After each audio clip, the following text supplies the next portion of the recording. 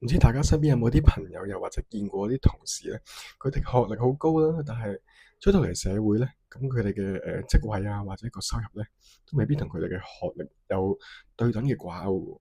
咁啊，因為咧學校教我哋背書啦，要識得應試，但係職場出到嚟社會喺職場上面要求嘅可能係另一套生存能力嚟嘅喎。大家又知唔知道，原來高收入人士咧都有3種共通嘅大能力，我哋可能一樣都冇喺學校正式學過嘅。咁喺今集咧，我哋就講一本好實用，但係學校又冇教到嘅書，叫做高收入能力嘅。咁啊，情緒管理、溝通技巧同埋職涯戰略咧，咁就唔係心靈雞湯嚟嘅，而係一步一步教我哋點樣提升個人價值、加人工啦，同埋揾到更加真正有前景嘅工作。咁如果大家想由做咕喱變到被呢個職場所需要咧，咁啊記得睇到最後，唔好錯過啦。咁大家如果中意呢本書嘅話，記得俾個 like 個啦，咁啊支持下小弟，訂閱下小弟嘅 channel 啊。咁有興趣咧，不妨喺下面留言度分享下我哋對呢本書有咩意見啦。咁啊，出到嚟社會啊，我哋點樣唔識賺錢咧？點解會咁嘅咧？咁其實啊，大家試回想一下啦，我哋喺學校學嘅嘢係乜嘢咧？會唔會係數學上面嘅方程式咧？或者寫下文言文啊，背下文言文，背下範文咁樣？但係奇怪嘅係，點解老師冇教過我哋喺見工嘅時候點樣可以同 HR bargain 攞高啲嘅人工啦？或者點樣睇老細嘅心理啊？究竟老細想我哋想點咧？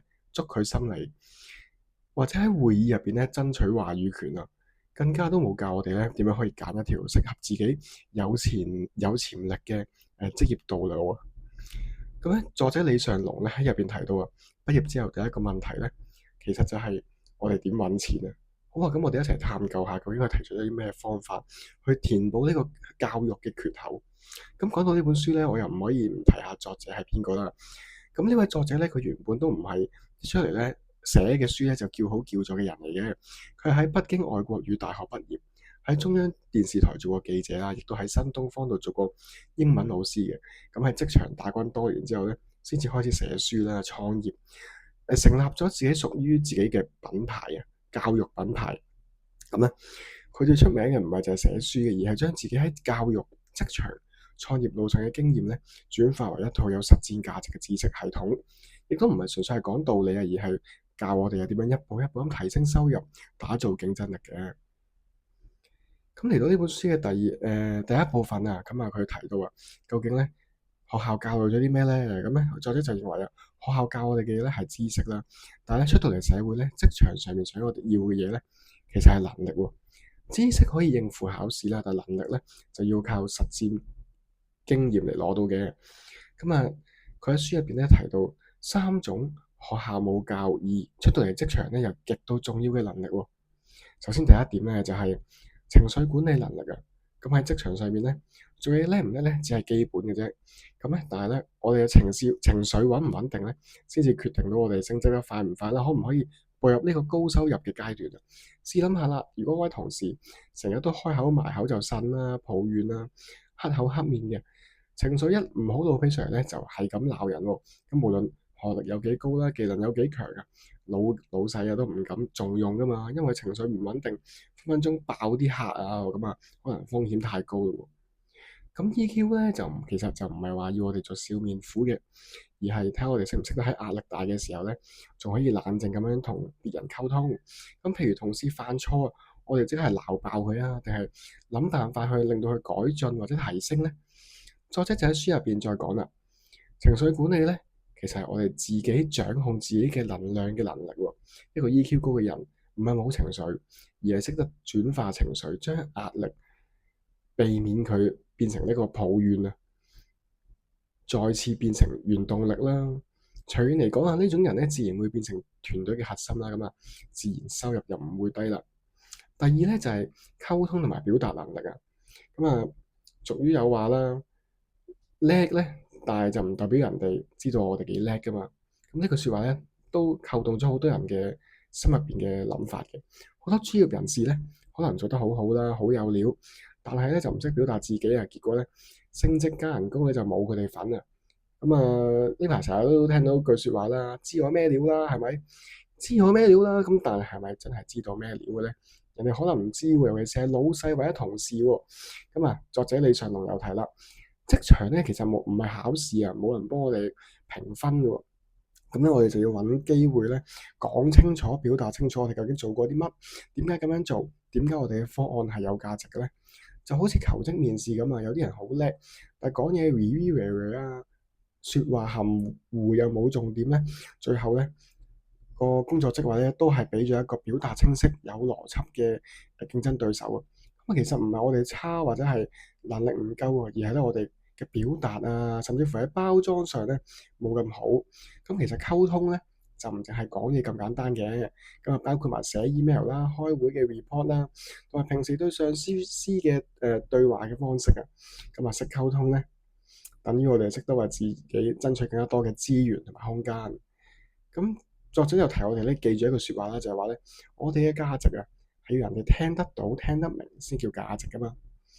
第三啊，就係選擇同埋戰略眼光啊，識揾工啦，識揀行業啦，先至唔會行錯路噶嘛。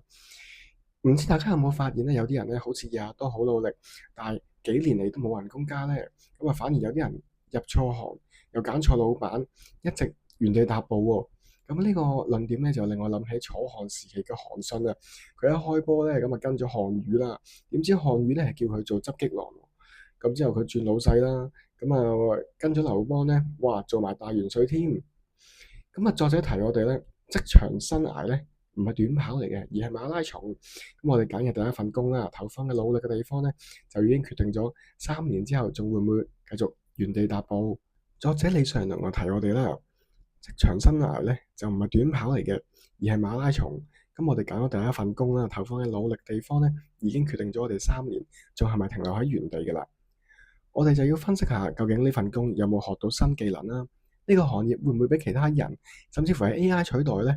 而呢個崗位可唔可以轉化為其他嘅職業生涯路線呢？呢個就係戰略眼光啊，就係要睇遠少少，唔係淨係留意眼前呢萬幾蚊人工啦，而係要睇背後學唔學到嘢，同埋可唔可以持續增值嘅技能啊。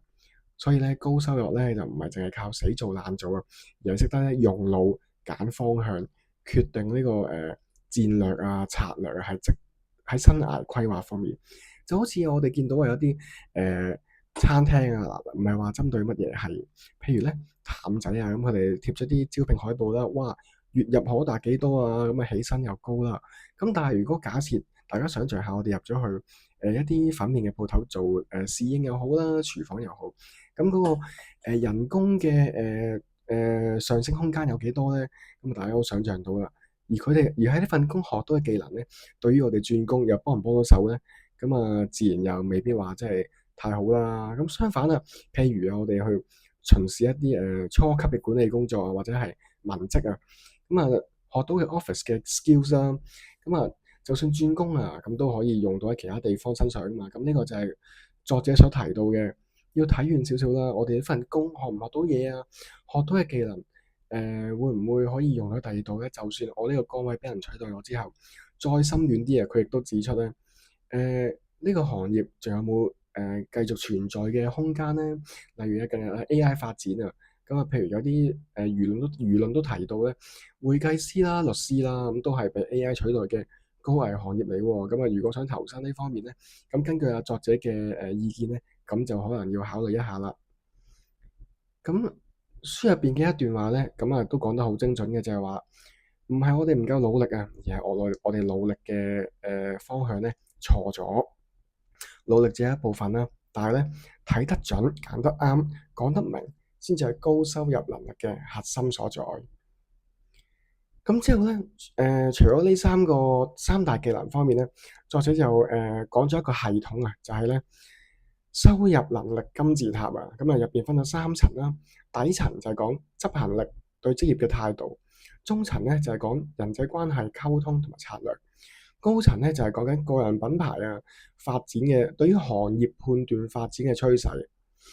咁咧，其實佢研究呢個收入能力金字塔咧，其實就對應翻佢嗰三大技能嘅喎。我留意到咧，其實呢三大技能咧係要融匯咗喺呢個金字塔入邊嘅。譬如中層講緊人際關係溝通咧，呢個就係佢提到嘅第一點，情緒管理嘅重要性啦。咁如果呢一方面做得好咧，咁自然我哋喺中層度打滾咧，亦都自然得心應手啦。咁收入自然唔會低。咁另外啊，高層方面啊，就對應咗咧作者所講嗰三大技能嘅長遠嘅戰略目標啦、眼光啦，對於生涯即係職場規劃方面，同埋嗰個要識得溝通包裝嘅。因為咧高層入邊咧有一個元素咧，佢就叫個人品牌同埋行業發展趨勢啊嘛。呢個行業趨勢嘅判斷啊，咁啊自然係去到呢個我哋佢所講嘅第三點啦，選擇同埋戰略眼光啊。而個人品牌方面咧，亦都係就係佢所指出嘅，要識得溝通啦、包裝自己、建立個人品牌啊，咁就先學呢啲咧就係喺呢個收入能力金字塔入邊嘅中高層所具有嘅技能嚟嘅。咁咧簡單啲，我講個例子咧，就係譬如我哋做media 啦，即係做新媒體啊，或者係咁咧，有啲新媒體嘅同工咧，就可能揾萬零兩萬啦。但點解有啲可以有五六萬甚至更高人工咧？咁啊，如果收入低嘅，咁就可能係作者所指出嘅低層啦。咁啊，準時交貨啫。咁啊，上司叫佢做咩，咁就準時交啦。咁啊，對職業咧都充滿熱誠有態度嘅，但係咧唔好意思啦，都係停留喺低層嘅啫。咁至於中層咧，就係同客溝通啦，理解顧客嘅需要啦，報價亦都有策略。咁呢個咧就係作者所提到嘅第二大技能啊，就係溝通嘅技巧啦，要表達俾人哋，表達俾客人聽，我哋有幾叻啦。公司點樣可以幫到佢嘅需求啊咁樣啦。但去到高層啦，就係咧要建立自己呢個媒體嘅品牌形象，甚至乎係媒體工作者佢自己個人嘅品牌形象啊。咁就例如咧可以轉型，即係可能做埋 content 內容顧問啦，搞埋自己嘅課程設計添。咁呢個咧就係媒體行業嘅同工啊，佢哋要擁有作者提到技能嘅第三點啦，選擇同埋戰略眼光啊，即係去判斷呢個媒體行業嘅發展啦。咁就要轉型做內容顧問咯，搞好自己嘅課程咁樣，咁啊導致收入提高啦，咁啊踏入作者所講嘅高收入啦。再落一個章節咧，作者提到啦，究竟我哋係要做通才啊，定係做專才咧？作者嘅取態就係，其實咧，我哋要成為通才，呢個係基本。但係咧，喺我哋了解咗好多唔同嘅技能，獲得咗之後咧，我哋喺咁多個才能入邊咧，要有一種咧成為專精嘅技能。簡單嚟講咧，就好似個 T 字咁，有一橫有一棟，橫向咧就涉獵，縱向咧就精深。咁我哋做 YouTube 咧，咁就起碼可能要寫作啦，要策劃啦，錄音、剪片、推廣，有好多唔同嘅技能都要做，都要識。咁但係咧，我哋有一樣咧要專。咁呢個就係阿李生咧所提到嘅 T 型人啦。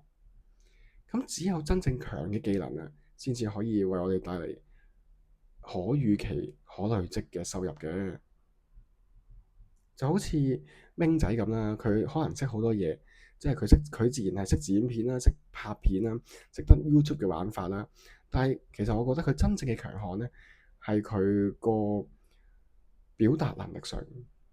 咁或者咧，其實明仔呢個人咧，佢大家想象下 T 字有一橫一棟啊嘛，佢甚至乎咧可能係有好多棟，即係佢口才好啦，再加埋甚至乎佢嗰個組織能力都好好嘅喎，咁所以咧可以令到造就到佢而家成功嘅境界啦。再落一個章節咧，作者就提到啊，咁啊有啲人內向噶嘛，唔係點樣識同人溝通喎，咁啊點樣話俾人知自己有幾勁咧？內向者點樣可以翻身咧？咁啊，佢又指出啊，其實咧係要用行為去改變結果嘅。佢話性格唔一定要改，但係行為可以改，即係話我哋唔需要逼自己變得開朗搞笑，但係咧我哋可以練習下點樣講開場白啦，準備下陣間溝通開會之前嘅流程啦，甚至乎學下主持會議嘅技巧啊。就好似有啲 YouTuber 佢哋開始做片啊，好多人咧開波咧都驚鏡頭啦，驚講錯啊，口窒窒啊。但係其實我哋準備充足啊，練習啊，反覆練習，咁咧就會一次比一次好啦，亦都越嚟越專業，越嚟越順噶啦。之後咧，作者就提到啊，我哋係咪要有一個被需要嘅感覺咧？其實喺職場上面咧，係需要有一個被需要嘅感覺噶喎。因為最值錢咧，其實就唔係我哋有幾叻，而係我哋喺公司度咧被唔被需要啊，即係話我哋有冇存在價值啊？係咪冇咗我哋唔得咧？咁呢個就係被需要啦。咁啊，我哋可以幫公司揾錢啦，解決問題、慳資源。咁呢啲咧都係被需要嘅體現嚟嘅。